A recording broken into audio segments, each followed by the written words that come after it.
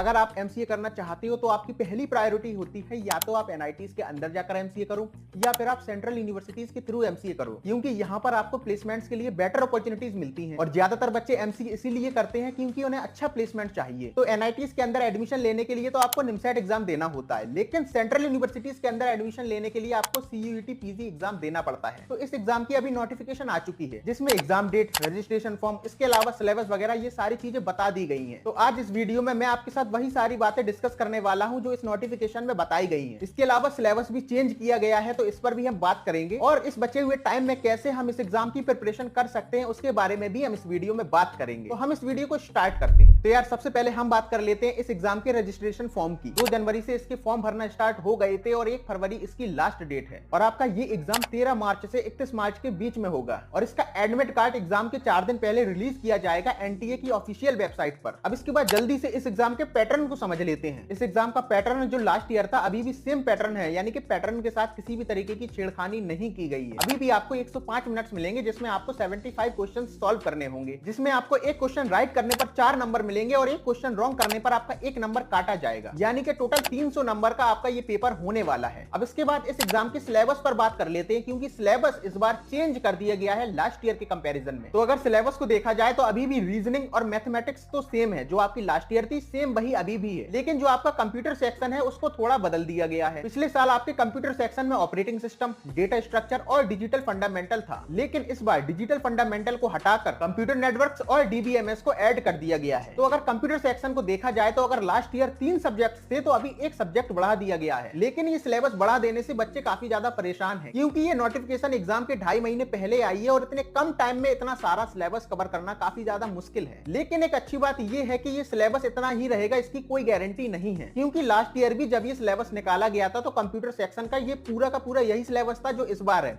लेकिन फिर बाद में उन्होंने इस सिलेबस को चेंज किया था और ये जो एक एक्स्ट्रा सब्जेक्ट था उसको हटा दिया गया था। तो इस बार भी बहुत ज्यादा चांसेस हैं कि यहाँ पर जो ये 2 एक्स्ट्रा सब्जेक्ट्स हैं ना, एक आपका डीबीएमएस और दूसरा कंप्यूटर नेटवर्क्स, उसको हटा दिया जाए और कंप्यूटर फंडामेंटल को ऐड कर दिया जाए। तो मुझे ऐसा लगता है अभी आपका ये कंप्यूटर का जो ये सिलेबस है इसको चेंज किया जाएगा और वापस से जो लास्ट ईयर सिलेबस था वही कर दिया जाएगा, तो आपको इतना ज्यादा परेशान नहीं होना है। और अगर आपको सिलेबस को डिटेल में जानना है, टॉपिक वाइज टॉपिक जानना है, तो इसके लिए आप मेरे टेलीग्राम चैनल पर चले जाओ, वहां पर आपको एक पीडीएफ मिल जाएगी सीयूईटी सिलेबस के नाम से, उसको देखकर आप सारा सिलेबस देख सकते हो और आपको टॉपिक वाइज सारा सिलेबस देखने को वहां पर मिल जाएगा और आपको हमारे टेलीग्राम चैनल का लिंक डिस्क्रिप्शन में मिलेगा। अब इसके बाद हम बात कर लेते हैं कि कैसे आपको ये सिलेबस कवर करना है, कौन से वीडियो लेक्चर्स को आप प्रेफर कर सकते हो और कहां पर ये सारे वीडियो लेक्चर्स आपको फ्री में मिल जाएंगे। तो यार देखो, आपके इस एग्जाम में टोटल 3 सब्जेक्ट्स हैं, एक आपका लॉजिकल रीजनिंग, दूसरा आपका मैथमेटिक्स और तीसरा कंप्यूटर। तो जो आपका लॉजिकल रीजनिंग है उसका एक तो सिलेबस काफी ज्यादा कम है, उसके अलावा लॉजिकल रीजनिंग को आपको अलग से बहुत ज्यादा पढ़ने की जरूरत नहीं है। जितने भी कुछ गिने चुने टॉपिक्स हैं उनकी आप बेसिक क्लास देख सकते हो। उसके बाद जब आप मॉक एग्जाम्स दोगे, जब आप टेस्ट दोगे,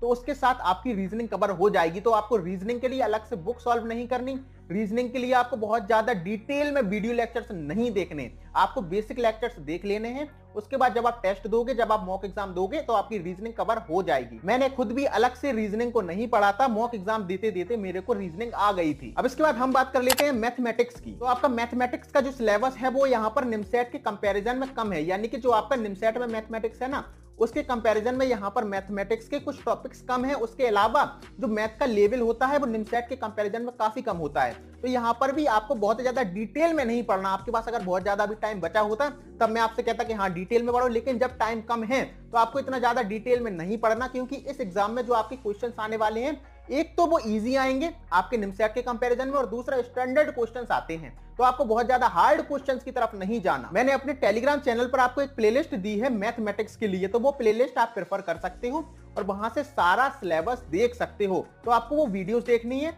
उसके बाद आपको टेस्ट देने हैं और स्टडी मटेरियल जो एक कोचिंग वालों का होता है, जो वहां पर आपको सीट्स वगैरह मिलती हैं, आपको वो सॉल्व करनी है। बस आपको इतनी सी चीज करनी है और आपका सिलेबस कवर हो जाएगा। तो आपको हमारे टेलीग्राम चैनल, जिसका लिंक आपको डिस्क्रिप्शन में मिलेगा, वहां पर जाओ और वहां पर आपको फ्री एक प्लेलिस्ट मिलेगी जिसको फॉलो करके आप सारा सिलेबस कवर कर सकते हो। तो इस तरीके से आपका मैथमेटिक्स का भी सिलेबस कवर हो जाएगा। तो अगर आपने अभी टेस्ट सीरीज परचेस कर ली है और टेस्ट दे रहे हो तो बहुत अच्छी बात है, लेकिन अगर अभी भी आपने टेस्ट सीरीज परचेस नहीं की है तो जरूर परचेस कर लो, क्योंकि अब 2 से 2.5 महीने ही आपके पास बचे हैं और इस टाइम में आपको टेस्ट टेस्ट देना काफी ज्यादा जरूरी है।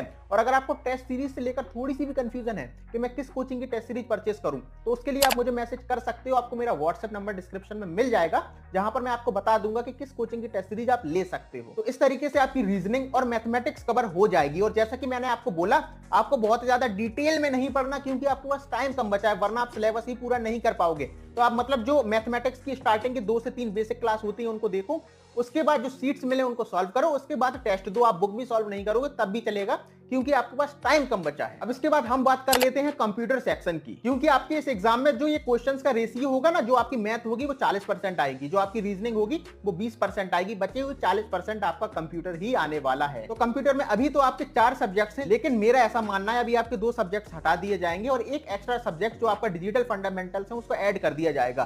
तो आपके 3 सब्जेक्ट्स बचेंगे। तो इन सब्जेक्ट्स को भी कवर करने के लिए आपको मेरे टेलीग्राम चैनल पर प्लेलिस्ट मिल जाएगी, जहां पर आपको 1 शॉट वीडियोस मिलेंगी, यानी कि 2 घंटे 3 घंटे 4 घंटे की एक वीडियो होगी। और अगर आप उस एक वीडियो को कंप्लीट देख लेते हो तो आपको वो सब्जेक्ट समझ में आ जाएगा, यानी कि 100% तो समझ में नहीं आएगा, लेकिन 60 से 70% आपको वो सब्जेक्ट समझ में आ जाएगा। तो आपको एक बार बेसिक्स उस सब्जेक्ट के समझ में आ गए तो आपको एक फंडामेंटल आइडिया लग जाता है कि किस तरीके का ये सब्जेक्ट है। और उसके बाद जब आप मॉक एग्जाम दोगे, जहां पर वो क्वेश्चंस आएंगे, उस सब्जेक्ट के क्वेश्चंस आएंगे जो आपके कंप्यूटर के अंदर सब्जेक्ट है, तो वहां से आपको आइडिया लगेगा आपके क्वेश्चंस किस प्रकार के आते हैं। क्योंकि यहां तो आप थ्योरी पढ़ोगे, लेकिन जो आपका ये क्वेश्चन आएगा, ये जो आपका पेपर आएगा, उसमें ऑब्जेक्टिव क्वेश्चन आएंगे। तो किस तरीके के क्वेश्चंस आते हैं वो आपको टेस्ट देकर समझ में आ जाएगा।